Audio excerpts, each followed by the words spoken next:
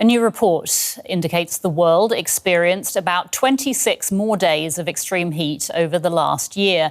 Now, these are highs that wouldn't have occurred without man-made climate change. Several climate research groups analysed data from 1991 to 2020 to reach their conclusion. In January, scientists announced that 2023 was also the overall hottest year on record. Now, currently, parts of Asia are experiencing severe heat waves. Temperatures in the Indian capital, Delhi, reached an all-time high of 52.3 degrees Celsius. That's a national record for India, and the first time the mercury has risen above the 50-degree mark. And in neighbouring Pakistan, temperatures have exceeded 52 degrees in recent days.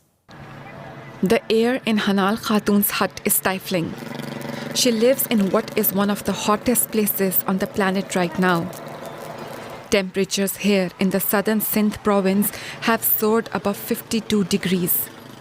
With no power and no proper shelter, she's exposed to dangerous levels of heat. I have to sit in the heat. There is no fan and I have to sit in my hut in the heat. The sun is scorching. The heat is eating away at us. But where can I go? In Pakistan, around 40% of the population lives below the poverty line. So despite the punishing heat, many people can't just stay at home.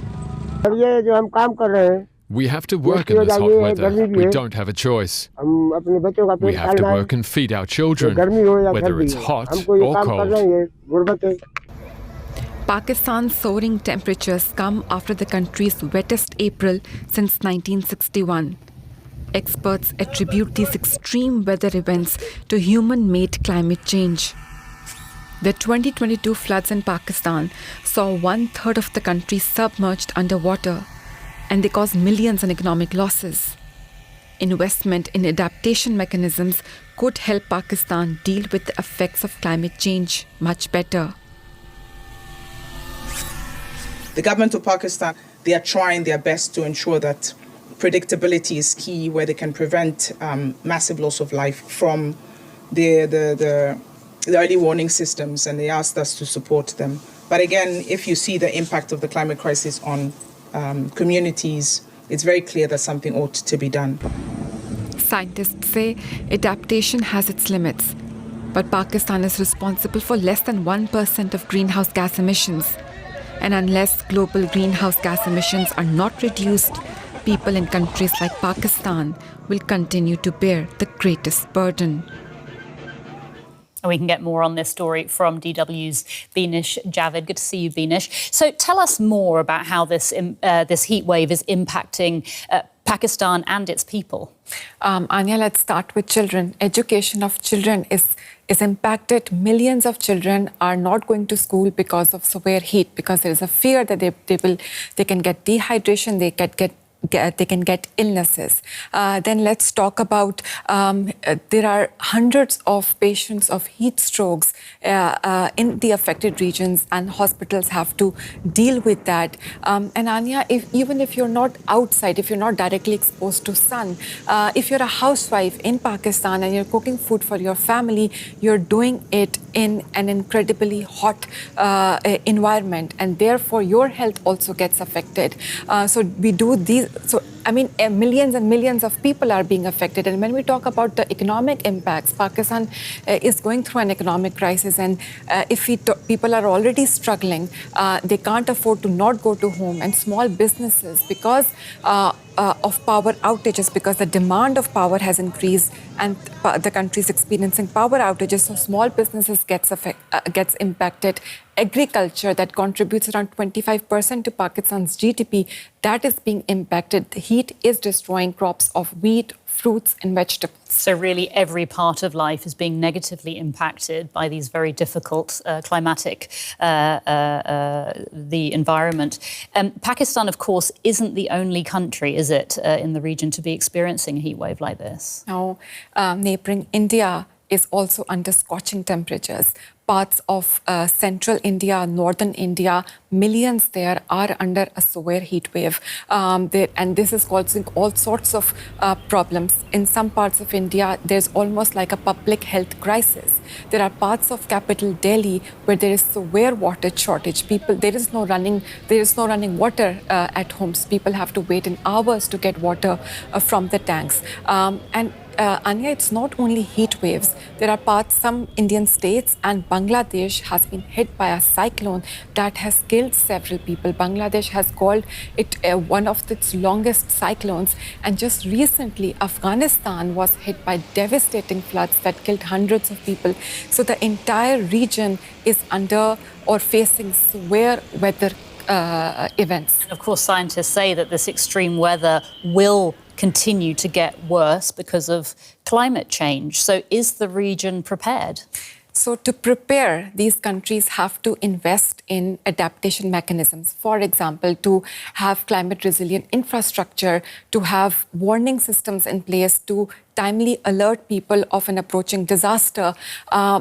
Pakistan is still reeling from an economic crisis. Afghanistan doesn't have money. Bangladesh and India are investing in adaptation mechanisms, but scientists now say that adaptation alone is not the answer. And they say that we are not facing a climate crisis, we are facing a climate emergency.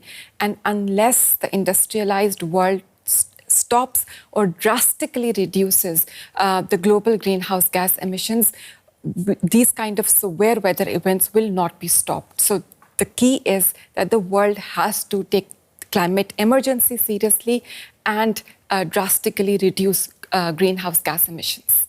DW's Beenish Javed. Thank you so much, Beenish.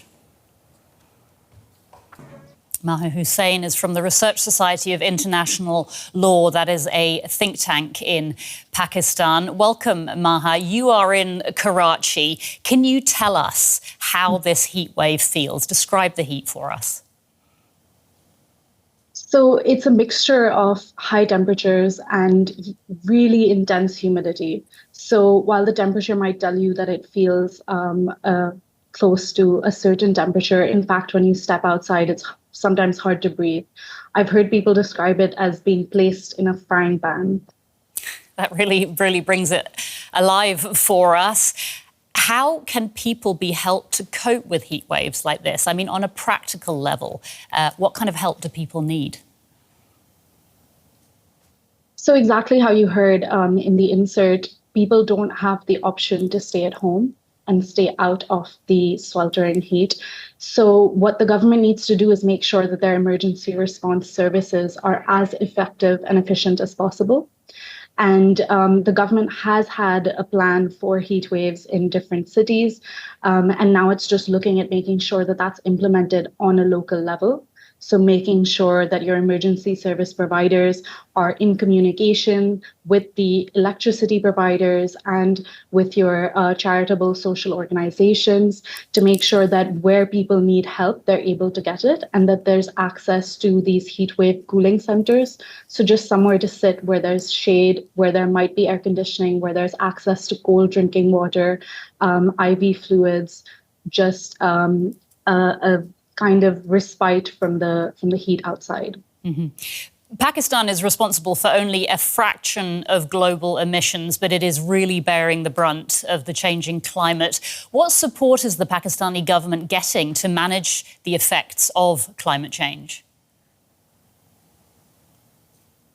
So, of course, financial support is the most important thing for the Pakistani government in catering to their citizens at this point. But I think beyond that, we also need a conversation on an ownership over the fossil fuels that we're using. So that is required from every single country, including Pakistan.